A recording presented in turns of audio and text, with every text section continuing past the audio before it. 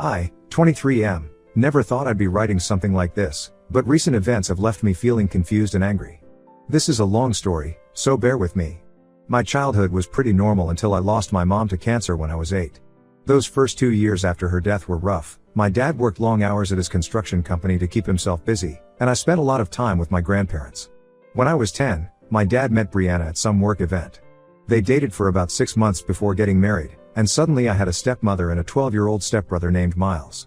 From the beginning, Brianna made it clear that Miles was her priority. She would constantly compare us, always finding ways to make Miles seem better. If I got a B+ in math, she would point out how Miles got an A. If I won second place in a school competition, she would remind everyone how Miles won first place in something else. My dad, probably afraid of rocking the boat in his new marriage, usually sided with Brianna or stayed quiet. The favoritism wasn't just about achievements. When Miles needed new clothes or sports equipment, Brianna would take him shopping immediately. When I needed something, I would hear about how money was tight and I should be more careful with my things. Even on birthdays, Miles's celebrations were always bigger, with more guests and better presents. My dad would try to make it up to me privately, sometimes slipping me extra money or taking me out for ice cream, but he never stood up to Brianna about her obvious favoritism. Despite all this, I tried to maintain a decent relationship with Miles. He wasn't a bad guy, just spoiled. We shared a love for video games and would often play together after school. He would sometimes even stand up for me when Brianna was being particularly unfair, though these moments became rarer as we got older and he realized how much he benefited from being the favorite. After high school, Miles got accepted into a good college about 3 hours away. Brianna and my dad threw this huge graduation party for him and helped him set up his dorm room with all new furniture and electronics. When I graduated 2 years later, I got a simple dinner at home. I had decided to take a different path. I started working at a local car dealership while taking online business classes. The job paid well enough, but with rent prices in our area being ridiculous, it made sense to keep living at home. This is where things got interesting. Brianna suddenly announced that if I wanted to stay, I needed to pay rent. She set it at $800 per month, which was steep considering I was also paying for my own food, phone, car insurance, and classes. When I pointed out that Miles never had to pay rent when he was home during breaks or summer vacations, Brianna said that was different because he was a full-time student. My dad, as usual, just shrugged and said it seemed fair. I agreed to pay because it was still cheaper than getting my own place, and I figured I could save up faster this way. For 2 years, I paid my rent on time every month, kept to myself, and focused on my work and studies. Miles would come home during breaks, making messes that I would often have to clean up because Brianna insisted that he needed to rest during his time off from school. 7 months ago, Miles called home with some news. His girlfriend Hannah was pregnant. They'd only been dating for 4 months, having met at some college party. Hannah came from a super religious family who didn't take the news well. When they found out about the pregnancy, they gave her an ultimatum: either terminate the pregnancy or leave their house. Hannah chose to keep the baby, so her parents kicked her out. Miles called our parents asking if he and Hannah could move in temporarily. He said they needed time to save money for their own place and prepare for the baby. Brianna was ecstatic about becoming a grandmother and immediately said yes. My dad agreed without hesitation. Neither of them bothered to discuss this with me, even though I was the one actually paying rent to live there. The next day, Brianna called me into the living room for a family meeting. She and my dad sat me down and told me I needed to move out within a week because they wanted to convert my room into a nursery. Their reasoning? My room was bigger and got better natural light, making it perfect for a baby. When I pointed out that I had been paying rent while Miles never had to, Brianna got angry. She called me selfish and immature, saying I should be more understanding of Miles's situation. She said I had been freeloading long enough, completely ignoring the $800 I paid them every month for the past 2 years.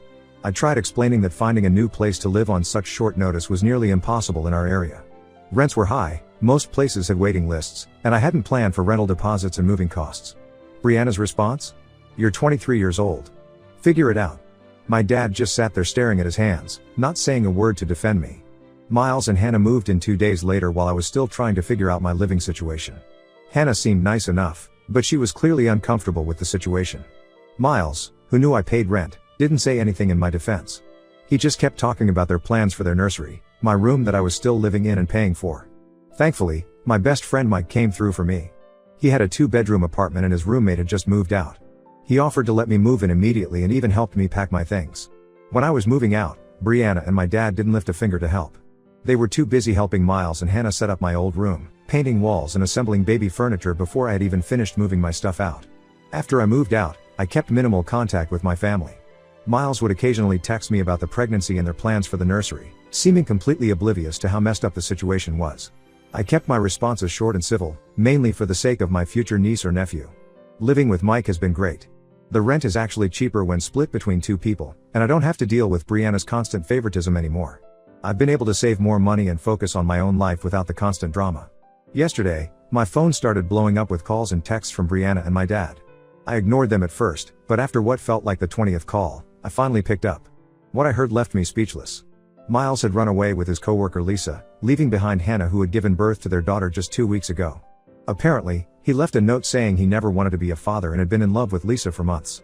Brianna was crying, saying they needed me to move back home because they couldn't afford the mortgage without my rent money. They also wanted me to help take care of Hannah and the baby since Miles was gone. I laughed and hung up. They've been calling nonstop since then, leaving voicemails about how family should stick together and how I'm being heartless.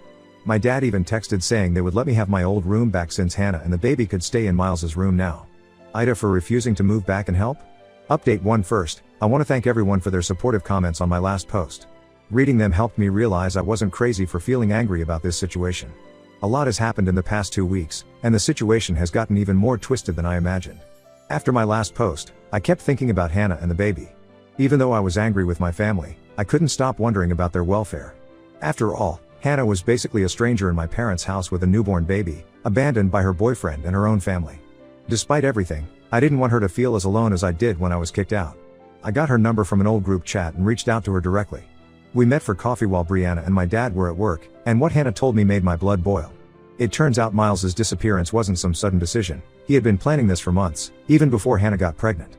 Hannah showed me text messages between Miles and Lisa dating back 8 months.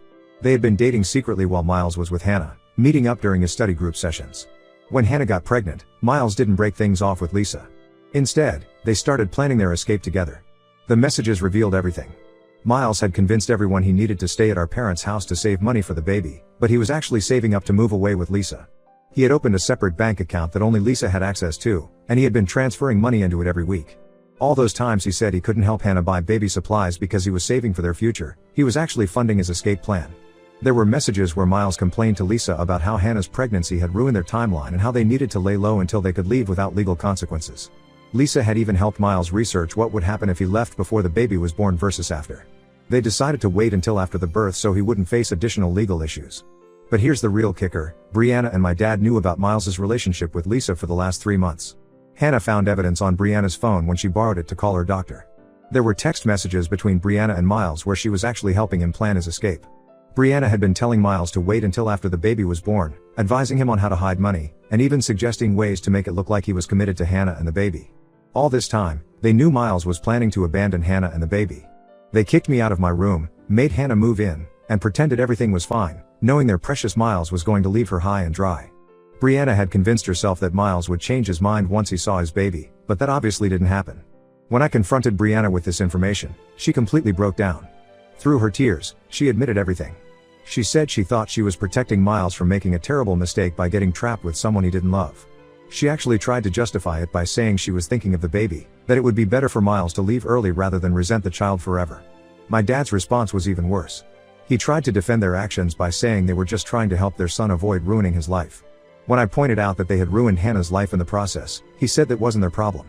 He actually had the nerve to say that Hannah should have been more careful if she didn't want to end up in this situation. I helped Hannah contact a lawyer who specializes in family law.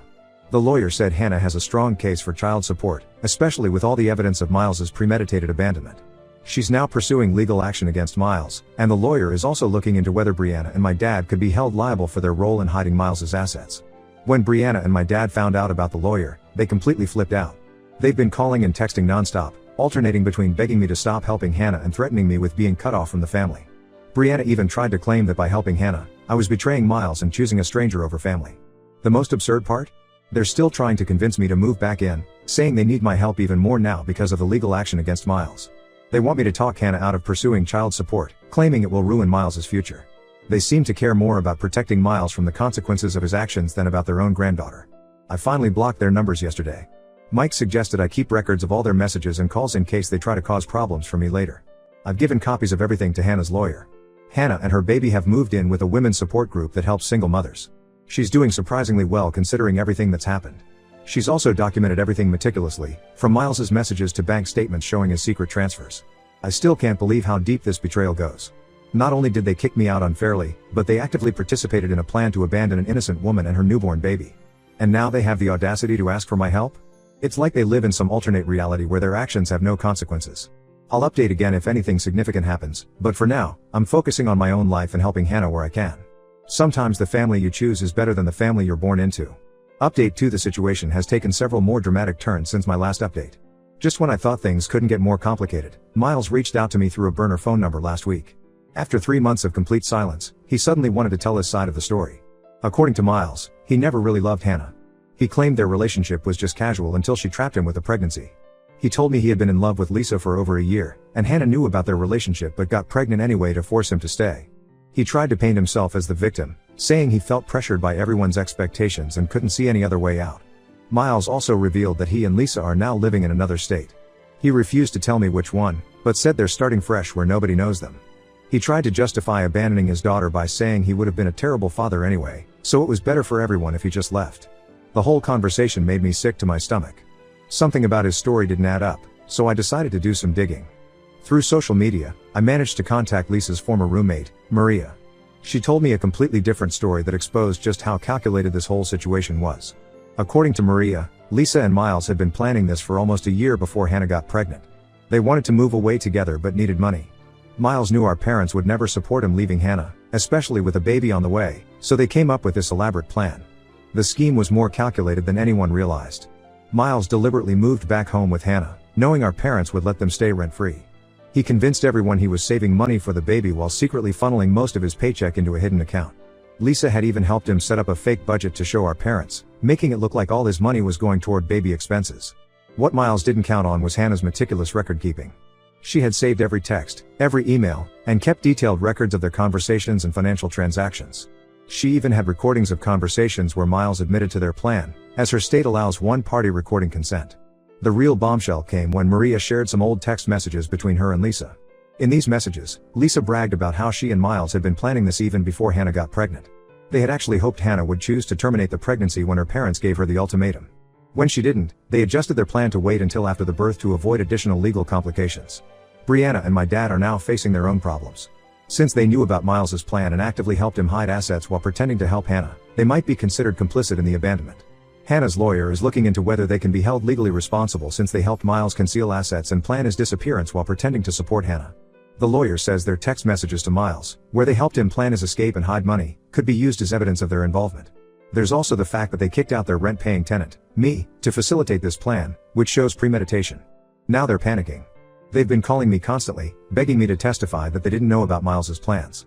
Brianna even tried to convince me that she only helped Miles because she was afraid he would hurt himself if she didn't. My dad offered to sign over their house to me if I would help them avoid legal consequences. I refused and instead gave all the evidence I had collected to Hannah's lawyer. This includes screenshots of conversations where they admitted knowing about Miles's plan, voice messages where they threatened me for helping Hannah, and the recent messages where they tried to bribe me to lie for them. The most ironic part?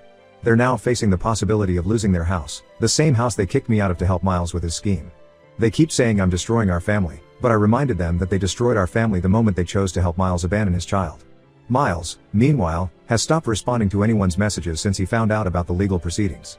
Lisa's roommate mentioned they had been planning to move to Arizona, and I passed this information to Hannah's lawyer. I'll update again when there are new developments, but for now, it seems karma is finally catching up with everyone involved. Update 3: It's been a while since my last update, and the situation has finally reached its conclusion. A lot has happened in these 3 months, so let me break it down. The legal proceedings against Miles were successful. Hannah's detailed documentation and the evidence of premeditated abandonment worked in her favor. The judge was particularly upset about Miles hiding assets and planning his escape while pretending to prepare for fatherhood. He's been ordered to pay $1,200 monthly in child support plus additional compensation for the expenses Hannah incurred during pregnancy and the first months of their daughter's life. The real justice came with the case against my parents. Their involvement in Miles's plan came back to bite them hard. The lawyer proved they were actively complicit in hiding assets and planning the abandonment of their granddaughter. The text messages where Brianna advised Miles on how to hide money and my dad's messages helping plan the timing of his escape were particularly damaging. The judge ordered them to pay a significant settlement to Hannah for their role in the deception. They had to sell the house to pay the settlement and their legal fees.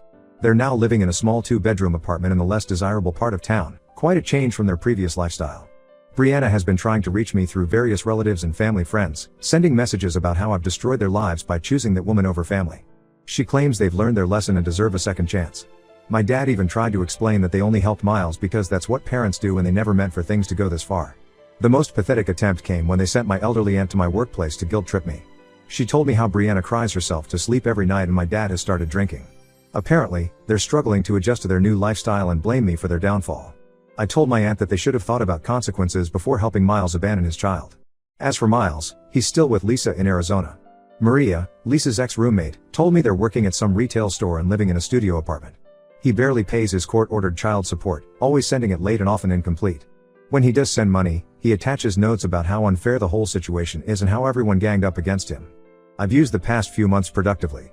The money I saved living with Mike, combined with my regular income, allowed me to put a down payment on a small condo. It's nothing fancy, but it's mine, and no one can kick me out of it. Hannah and I have become good friends through all of this. She's moved into a nice 2-bedroom apartment and has found a job that allows her to work from home while taking care of little Emma. She's much stronger than anyone gave her credit for, and watching her rebuild her life has been inspiring. I visit them regularly and Emma is the sweetest baby. It's Miles' loss that he'll never know her. Brianna still tries to contact me through new numbers or social media accounts, usually with the same old story about how I should forgive Miles because he just wasn't ready to be a father. She seems to think that enough time has passed for everyone to forget what they did. My dad sends occasional emails about missing me and wanting to make amends, but neither of them has ever actually apologized for how they treated me. I've maintained my no contact policy with all of them. Sometimes I wonder if I'm being too harsh, but then I remember how quickly they threw me out, how they plotted to abandon an innocent woman and her baby, and how they only reached out when they needed something from me. I realize I'm better off without that kind of toxicity in my life. The family I've chosen, Mike, Hannah, and little Emma, is worth more than the family that repeatedly chose to hurt and betray me. Sometimes the best revenge is simply living well and letting karma do its work.